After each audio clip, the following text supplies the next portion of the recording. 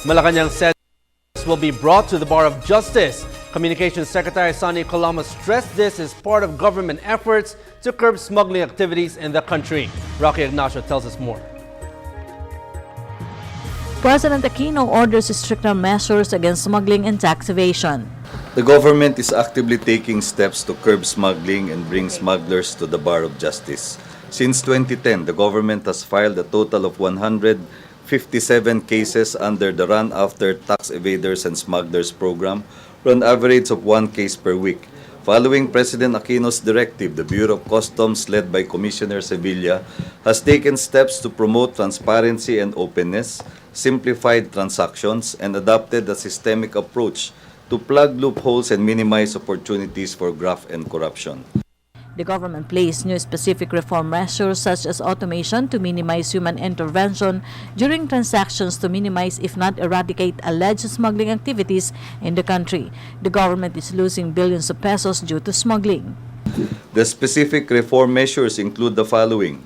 1. Centralized single reference for valuation information.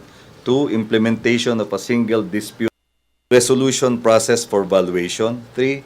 Digitization of every single formal transaction. 4. Review of the monitoring of customs bonded warehouses. 5. Revamp of the importer accreditation process. And 6. Intensified monitoring of sensitive imports. The President directed concerned agencies amidst reports of rice smuggling in the country. Coloma said the Department of Agriculture will issue new rice importation procedures to prevent smuggling and other activities that will result to graft and corruption. At ang Department of Agriculture ay naghahanda na ng mga panibagong rice importation procedures para matugunan yung mga nakitang kahinaan sa sistema, no, na kasalukuyang sinisiyasat sa Senado at sa iba pang mga larangan. Makailang beses na rin tinalakay ang isyong ito, no, sa level ng economic cluster natin. At ang talagang tinutukoy dito ay yung overall agricultural sector performance. Kasi kung tutunghayan natin yung paglago ng ating GDP, hinahangad pa natin na mapahusay yung performance ng buong agricultural sector. The Department of Agriculture is focusing on overall agricultural productivity to attain government's target of inclusive growth. Rice smuggling affects the government goal to attain self-sufficient in rice by 2013. Agriculture Secretary Proceso Alcala stressed that Typhoon Santi that hit central and southern Luzon was a big factor. By itself, yung rice sufficiency target is a worthy objective.